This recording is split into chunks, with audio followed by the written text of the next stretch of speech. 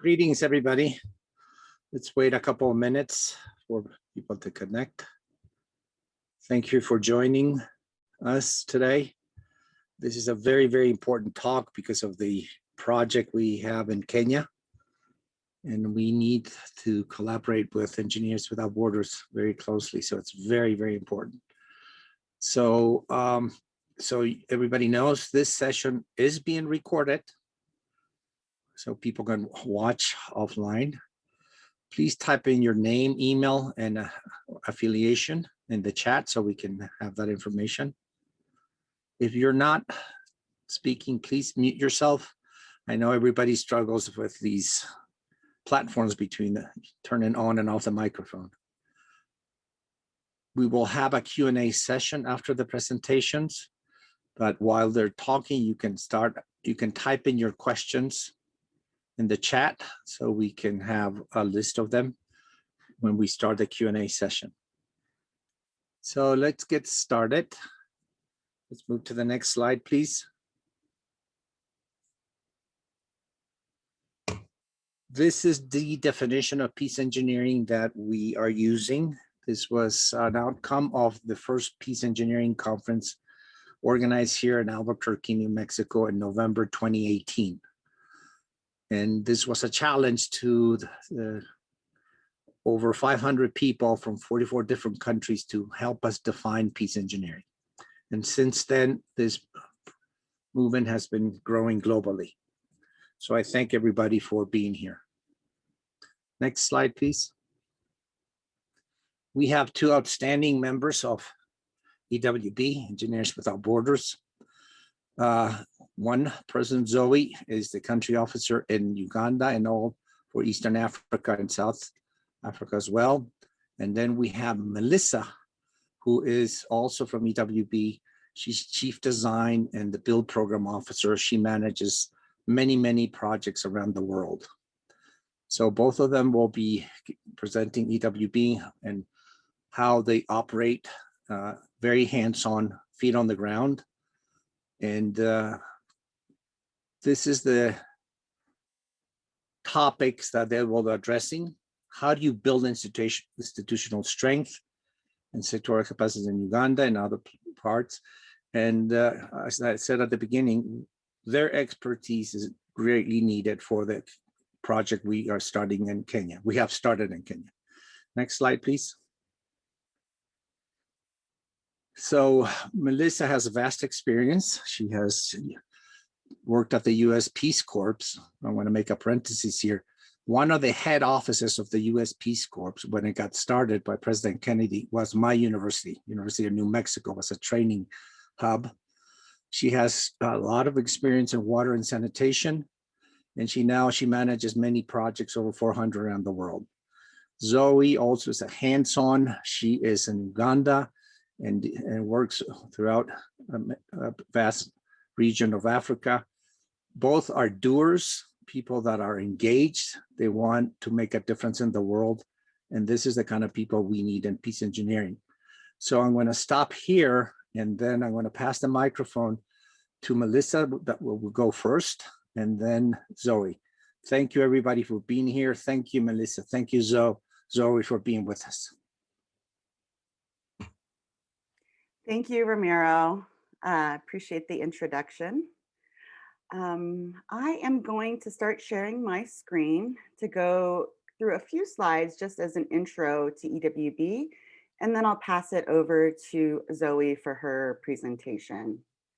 So bear with me for just one moment while I get everything started. Hopefully you can see my screen. So thank you, everyone, and thank you, Ramiro. I appreciate being here. It's a pleasure to be here. Thank you all for joining. I wanted to just quickly give an intro. So my name is Melissa Montgomery, and as Ramiro mentioned, I lead the design and build side of our program at EWB-USA. I've been working for EWB-USA for about 7 years now. I want to just give a quick overview. Last year, we developed our strategic plan. So I thought I'd just share a little bit with you all about that, so you can see how our Uganda office sort of fits into our overall organization. So just quickly, our mission and our vision. One thing I'd like to point out about our mission is that it is a twofold mission. There are two sides to it. The first is, we want to build a better world through engineering projects that empower our community partners to meet their basic human needs. And I think that's pretty straightforward, makes sense. But at the same time, we have this other piece of our mission where we want to equip leaders to solve the world's most pressing challenges. And so these are leaders, not only are volunteers that are helping to deliver the work, but leadership within the countries where we're working with our partners on the ground. And then our vision is a world in which every community has the capacity to sustainably meet their basic human needs. So right now, we have our 5-year strategy that we just released. We just updated it. And the work of our programs really falls under this goal number 1. We want to deepen our impact through our focused efforts. So one of the ways that we're doing this is by doubling down on these country offices that we've established over the last few years.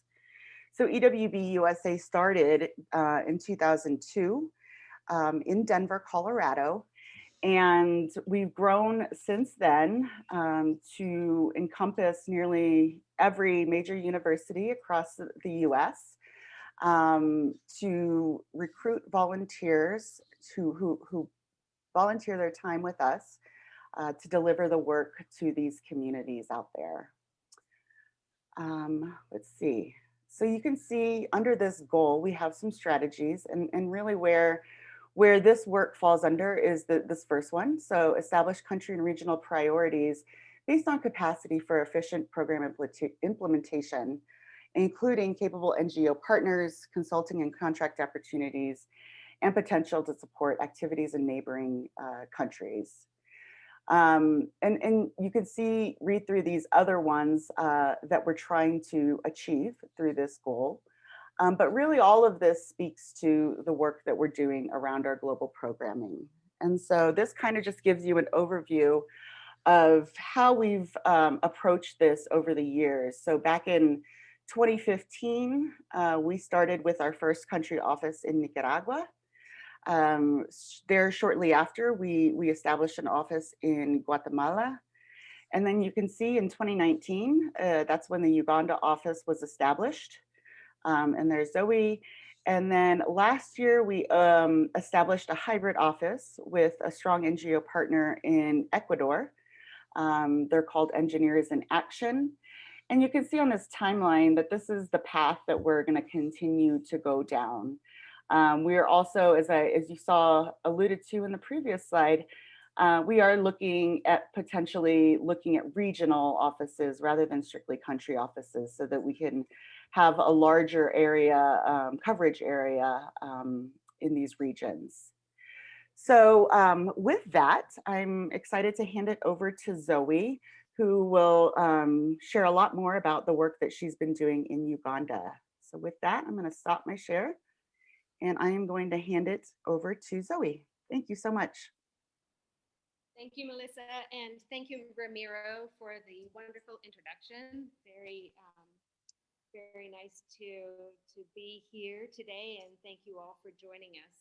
It's lovely and a wonderful opportunity to talk to you all about the programs that we have in Uganda Country Office. Work towards sharing my screen so that I can talk more about our programs in Uganda. So as Ramiro mentioned, what we'd like to talk about today is the Uganda Country Office partnerships and activities that really have a focus on building institutional strength and sectoral capacities in Uganda. And this is really along the lines of what Melissa was talking about in building engineering professionalism globally through our programs, and also through building local leaders and building leadership in engineering as we do our work. I wanted to give you a quick guide to EWB-USA, but I think Melissa basically covered everything. But one of the critical, or a few of the critical points that, or opportunities that Engineers Without Borders brings to our programming is really wonderful, professional, experienced engineers who support all of the work that we do, providing technical and engineering support to our partners. You can see there that we partner with a multitude of different organizations, from multilateral and bilateral agencies, international and humanitarian NGOs, and the local and national government. And that's what I want to talk about, some of our programming and some of the programs and projects that we've been doing here in Uganda as well. We cover a variety of different topics. Main ones in Uganda would include water and sanitation, renewable energy, civil and structural engineering, and a look at how we can build resilience to natural disasters. So, Uganda Country Office partnerships. The principal partnership that I really want to talk about, because this is a partnership through which we have had so many opportunities to work with the Ministry of Water and Environment towards building institutional strength, both within the ministry, but also within the sector, the water and environment and sanitation sector, through capacity development programs that we've developed with the ministry. So our partnership with the Ministry of Water and Environment really looks to respond to the ministry's identified technical needs. So it's really about response to their identified gaps.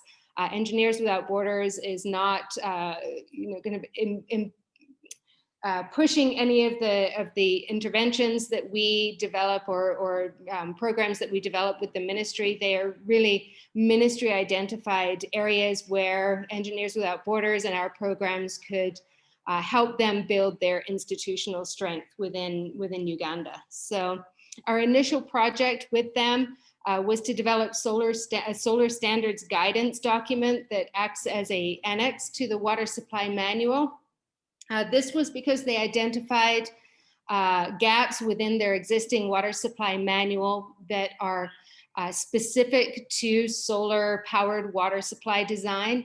And they wanted to be able to address that so that as solar water systems are designed and installed, that they're installed according to specific national standards and guidance provided by this document. So we came together with the Ministry of Water and Environment and brought together sector professionals, not only from within the ministry, but also from private sector, brought manufacturers together, also the Uganda National Bureau of Standards, and together we developed this guidance document. As a result, we also developed tools and resources, not only to guide in the design, operation, and maintenance of solar standards, but also to guide performance analyses, which they identified as a high need, to be able to understand the performance of the systems that have been installed and identify areas where there may be gaps or limitations or even non-revenue water losses, etc. Also, as part of this partnership, we have contributed to the development of the National Operation and Maintenance Framework for Rural Water Supply that talks about a transition of rural water supply networks from a community-based management system to a public water utility management arrangement. And so that framework has been developed, and obviously the conversation, that transition will take time, and we're a part of that conversation as well.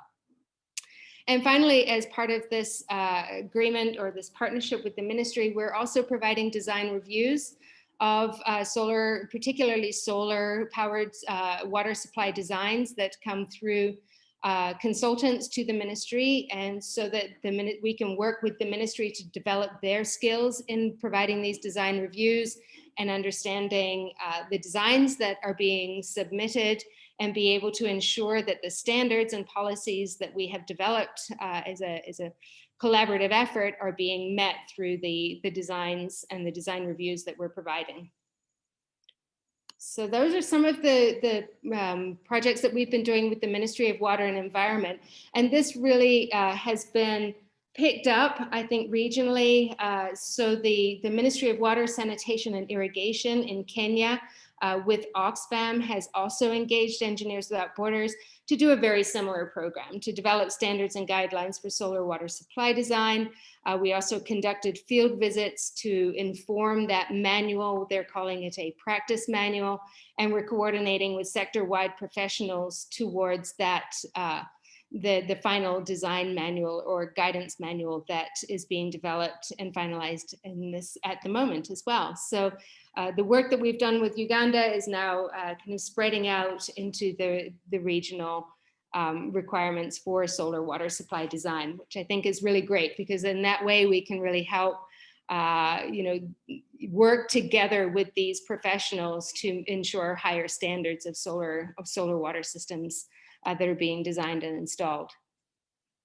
We also have a partnership with Oxfam, and under that partnership, and the importance of talking about this partnership is that this partnership has really helped us not only provide funding for the development of the guidelines and standards, both with Uganda and Kenya, but also through this partnership, we've been able to develop both practical design and operation and maintenance manuals for solar water supply in Uganda. Both of those manuals have been adopted by the Ministry of Water and Environment, so they are official manuals, official documents for Ugandan engineering professionals. And we have developed a series of solar-powered water supply networks in refugee settlements through this partnership as well, which has been really important, not only to leading us towards the development of these design and operation and maintenance manuals, but also providing us with guidance and making informed and collaborative efforts towards the development of those manuals. So we've been able to develop the systems and at the same time also develop the professional skills and capacity of the field engineers that we're working with, both in Oxfam and with other humanitarian institutions that are working with us in those areas. And again, in partnership with GIZ, and as a result of this work, we're now developing manuals for solar irrigation solutions. So really adapting the manuals that we developed with Oxfam and partners for that initiative, and now we are converting that into solar irrigation solution manuals that cover both planning and feasibility, design, and operation and maintenance, targeted towards local technicians within the districts and regions in Uganda, and also targeted towards the farmers so that they are very user-friendly tools and resources for those both professionals and users to be able to ensure the highest quality of solar water systems, and also the ongoing functionality of the systems as those systems are used, and provide operation and preventative maintenance guidance as well. So those are some of the partnerships that Uganda Country Office has has kind of entered into, and has really been led us to developing some of these tools and resources, very much focused, as you can see, obviously on solar water supply design, but it doesn't stop at just developing a manual. It also goes, the manual is only as good as the training that comes along with it.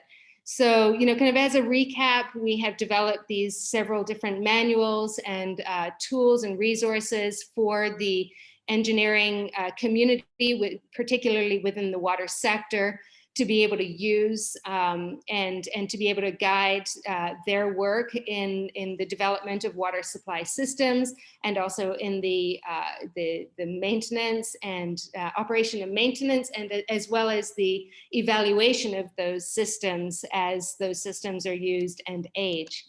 But the most important thing, I think, when you have a manual, is to be able to disseminate that manual. And so the Uganda Country Office has converted those manuals into training workshops. We've developed solar powered design workshops, operation and maintenance, drilling supervision. We will be doing, we have done a solar irrigation planning and feasibility and design workshop. We'll be doing GIS application and practical training workshops as well. And we partner with various different institutions locally to deliver those workshops. Of course, one of those main partners is the Ministry of Water and Environment. So we do a lot of our workshops through the ministry to disseminate that information in-house with regional and district level engineers. We also are partnered with the Makerere University, with the Center for Renewable Energy at Makerere University, with various technical vocational institutes, such as Arua Technical Institute. We provide solar power operation and maintenance workshops to the system operators, very much at the field level around the refugee settlements in partnership with Oxfam, UNHCR, and others. We work with the ministry and their Water Institute, which is based in Entebbe, to deliver workshops and training programs. And what's actually not captured here and was an oversight is that we're also partnered with the Uganda Institute for Professional Engineers and provide professional development opportunities to the community of engineers that is registered with the Uganda Institute of Professional Engineers as well. So the important thing is, the development of manuals and tools and resources is extremely important for the, for the improvement of engineering skills, but it only is as good as the training. And so the tools need to go alongside the training and the workshops, which I believe really need to be very practical, very hands-on, and we've been able to do that in a number of different ways here in Uganda. And I think that's really kind of summarizes the work in institutional strengthening and capacity development in Uganda. I believe that is a fairly good, and I've captured the UIPE here. I lost that last slide. So I think the important thing is to recognize that the training and the skills development really needs to be handed over essentially to local institutions who will be taking this on and providing those and delivering those workshops in the future. And that's why these partnerships for capacity development and professional training are so important. So we're handing over these tools and these workshops and resources to the ministry through GBE, to the local technicians for solar irrigation, through the Makerere University. We also engage interns and graduate trainees so that we can develop young engineers and provide them with opportunities, and through these other different institutions and various areas or opportunities for dissemination of this of these tools and resources. And so we're always looking for new ways to deliver these workshops, new institutions to partner with, so that we can be handing over those initiatives and those workshops and training programs and developing trainers, so that it's not something that Engineers Without Borders is always doing, but we're handing over that program and that skill development to embedded Ugandan institutions, which is also very important. And one last thing, just to come back to the interns and graduate trainees, it's so difficult for young engineers to have an opportunity in Uganda to develop their skills in a practical manner, after they graduate. So that opportunity that we provide to interns and graduate trainees, I think, is also a way to help kind of build the future of engineering in Uganda. So I'll leave it there. I'm not sure if I've taken enough time, too much time, or just right, but I'll stop to share, Ramiro, if that's okay with you, and I'll take questions. Thank you. Thank you so much, Zoe. This was really on the spot on what we're trying to accomplish, not only in Uganda and Kenya, but in other countries in Africa. And also working with you, we are taking advantage of your connections in Latin America. So what you do is essential for the big challenge that we created, this peace engineering echo around health, wellness, prosperity, and peace engineering. So having this infrastructure, we can deliver health. So there's many questions around that. And I want to give a couple of minutes to a person that we met yesterday. He is based in Uganda, Shai Pintov. He's a doctor, pediatrician. He's been doing practicing medicine in Africa for many, many years. And we see a great way to collaborate what he is doing in Africa with what we are launching. There's no time to reinvent the wheel. So Shay, if you want to introduce yourself, because you're in Uganda, maybe you guys can connect soon, not through Zoom, but maybe face to face. Thank you very much, Ramirez, for giving the opportunity. I'm located in the rural district of Chiboga, right in Kiboga, and we are a small NGO. At the moment, we already created a local NGO in 2019, and we are dealing with the issue of integration and holistic approach to the community, not only health, but issues of education and agriculture. And I think that on those three aspects, the merging together of the engineers and the doctors is something that can be boost the activity very, very much. And Zoe, if you are located in Kampala tomorrow, I'm coming to Kampala. I will be more than happy to meet you tomorrow evening or early morning on Saturday. It will be great. If no, we'll find another way to meet face to face. I think that we do a complementary work together, and by completing each other, it is not 1+1, it's much more powerful for the vector of promoting things in the rural area. We are happy to share anything we are having. We were dealing first in medicine with what is Uganda needs most is NCDs, especially diabetes and hypertension. We are already all over this district with a clinic of more than 1,300 patients.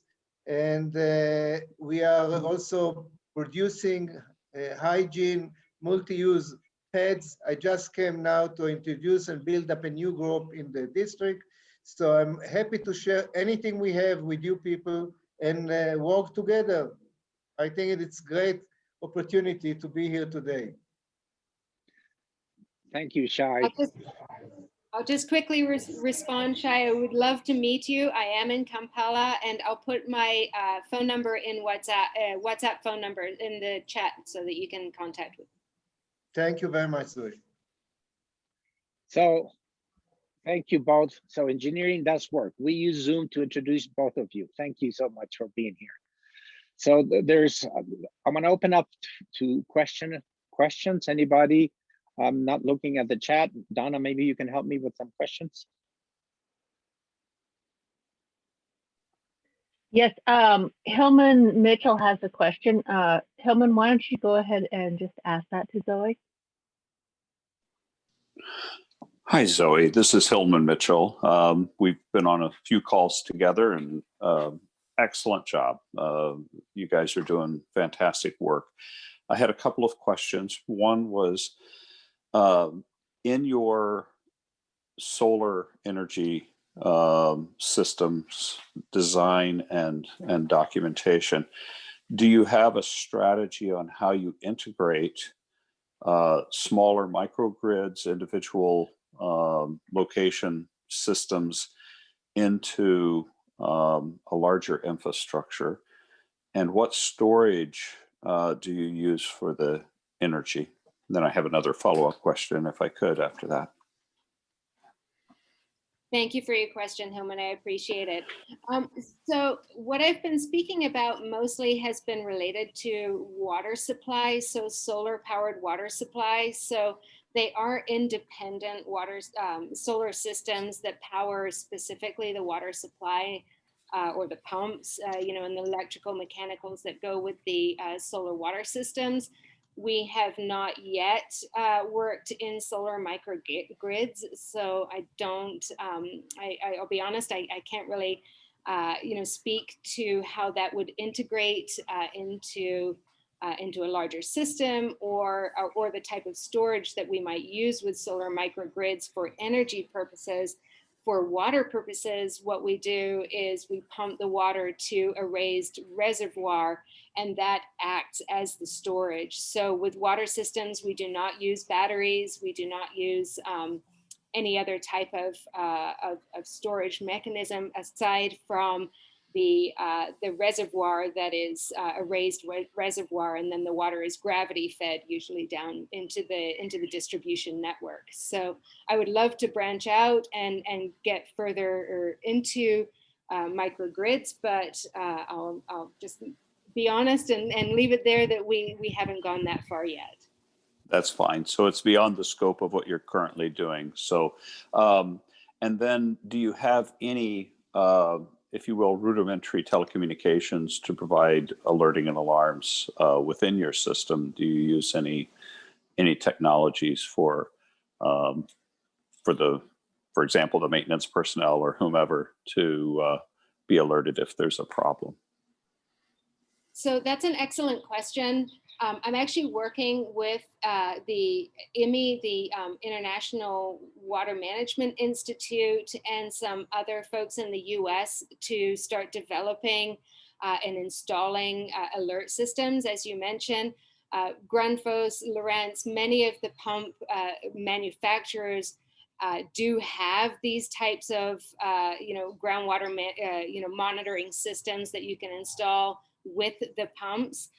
Unfortunately, they don't get installed nearly as often as we would like, but that is something that we're working towards being able to develop and kind of pilot here in Uganda through a partnership with the International Water Management Institute and some other folks. But we don't currently have it. It's something we're working towards. Thank you very much, and look forward to working with you in the future on the Kenya project and other areas within the African continent and beyond. Thanks. Thank you.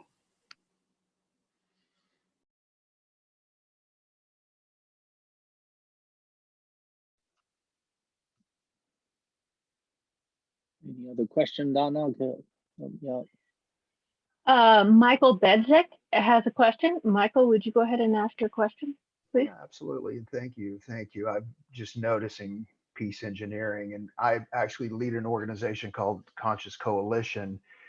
And when we bring water resources, we've been focusing on Central America, Guatemala, and we've stepped into Africa, and we're actually doing a project in the Bundibugyo district where the refugees are coming over in mass from the Congo and Rwanda. So we're building some houses. We've just put up a water tank, which is solar powered. We're also drilling a well in the villages. So we're going to stay in this area and continue to serve. There's a bit of a differentiator here, as I have a team of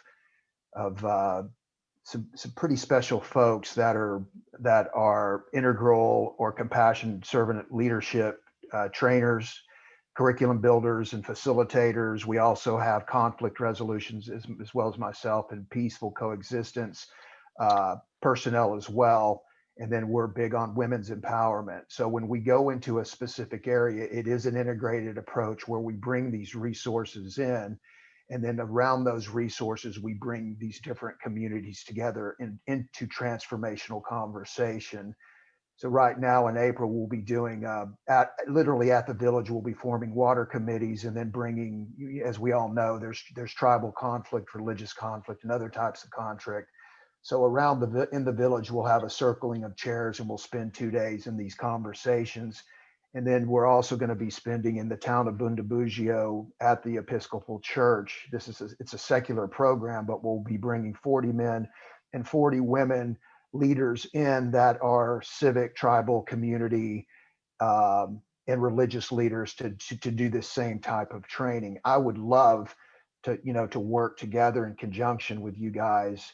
Also, just to give you a heads up, one of my mentors and partners in this project and others is Bernard Amati, who was the founder, and he's a dear friend of mine. So just wanted to let you know, and he has a heart and for, of course, with engineers, of course, and then what we're doing. So yes, I would love to work, just figure out ways that we might be able to work together.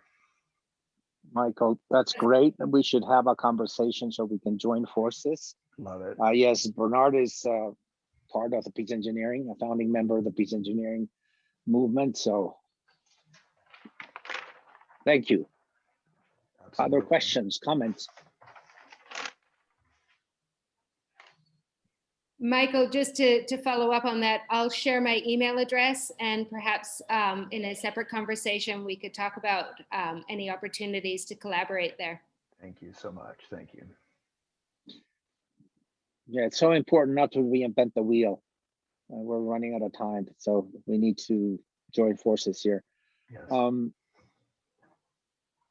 People from Kenya, any questions for Zoe, Michael, Shai? I mean, they're here and they're part of the team. How can we help you enhance the project, the Kenya project?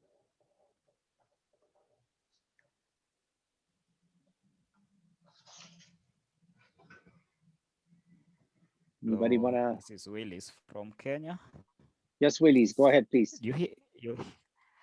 Yeah, I'm very grateful for the event for today and also the presentation that has been made by Zoe. I was keenly following.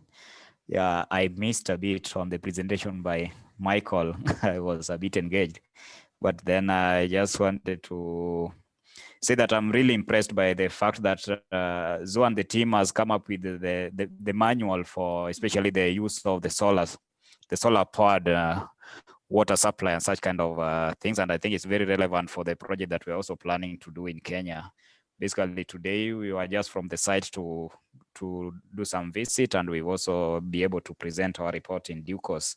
And I want to say that it will be very interesting to have Zoe in this project that we are planning to have in Kenya.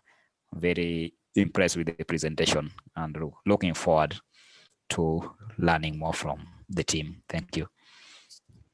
Thank you, Willis. A challenge for many parts of the world is to really engage the academic side. A lot of parts of the world don't have community engagement programs like EPICS, like community-based learning at Drexel University, where students have to be in the community solving real life problems. So this is a challenge that, and this is for our friends in Kenya. And of course, Zoe, anything that we can do to help also raise the level of the internships where people get their hands-on education with real life projects, that would be something that is very close to us.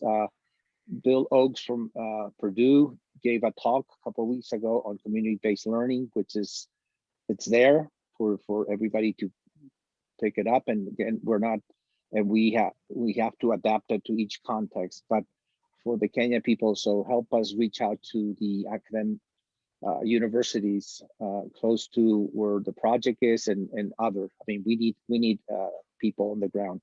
Thank you. Any other, Donna, any other questions?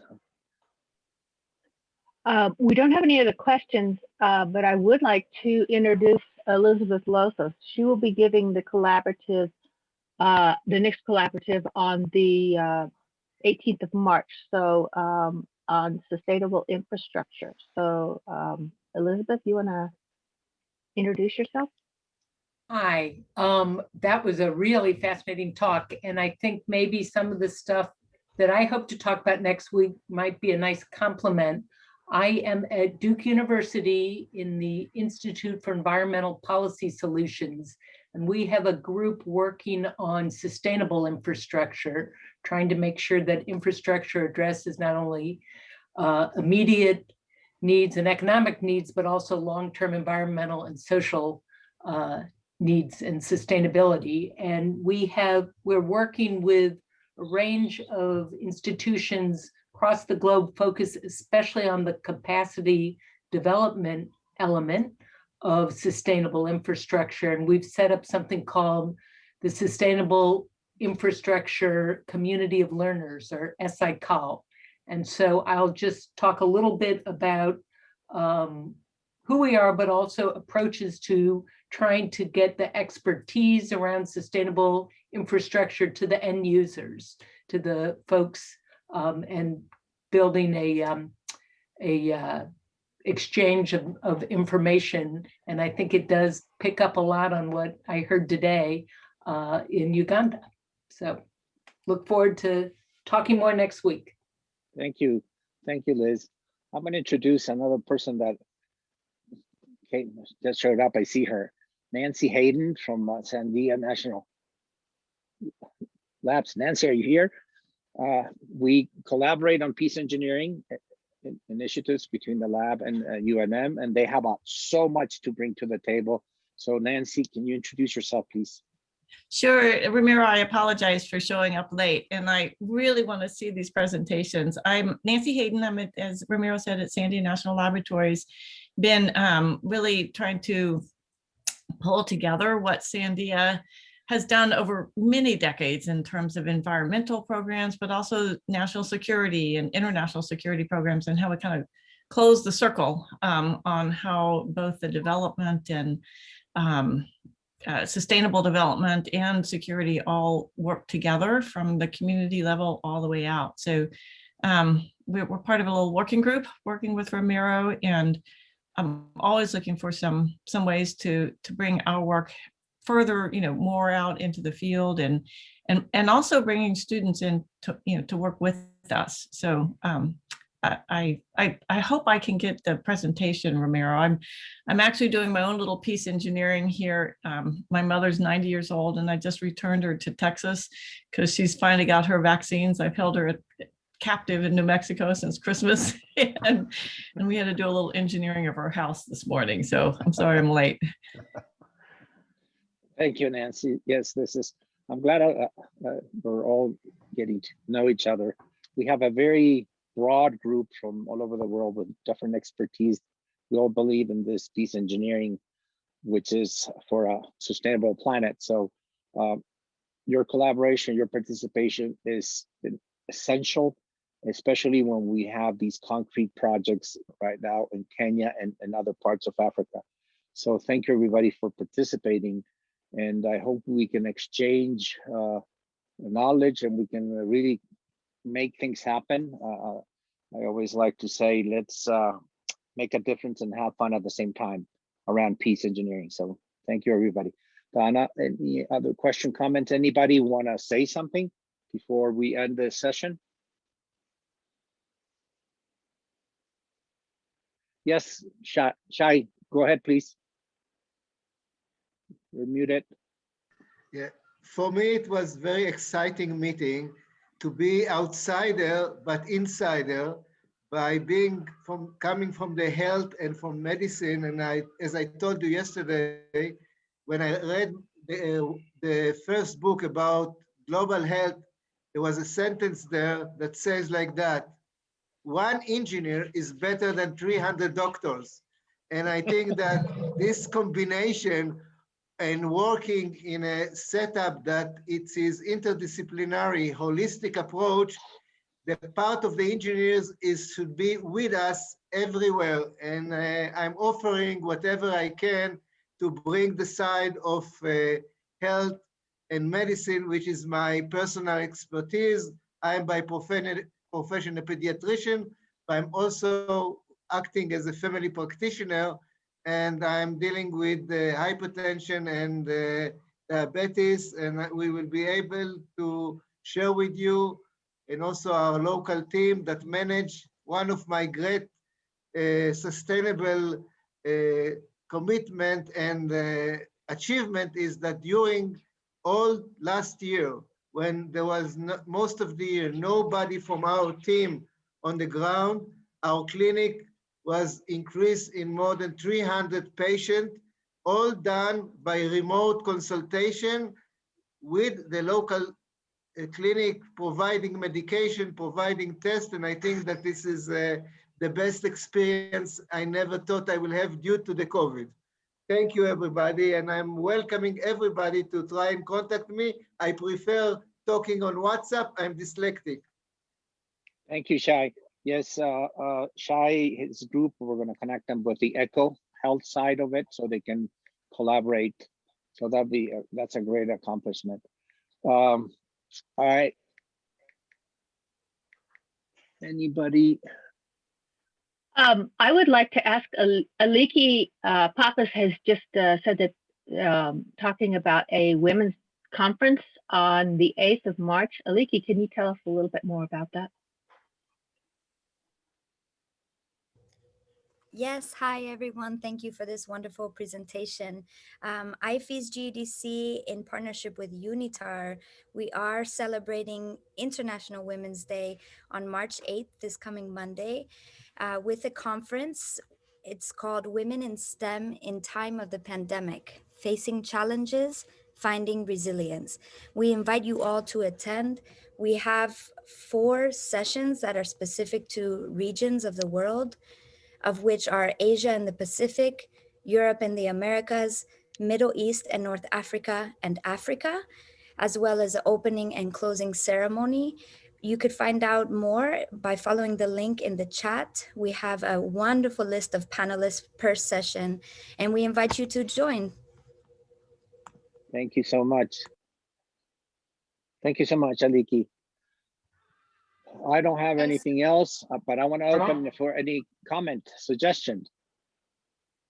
Ramiro, if I just could, before we leave, I would Please. just thank everyone for being here and allowing me to share our work in Uganda. And it's been a true pleasure. And please feel free to reach out to me directly with the email and phone number that I put in the chat. So thanks again for giving me this opportunity. Appreciate it.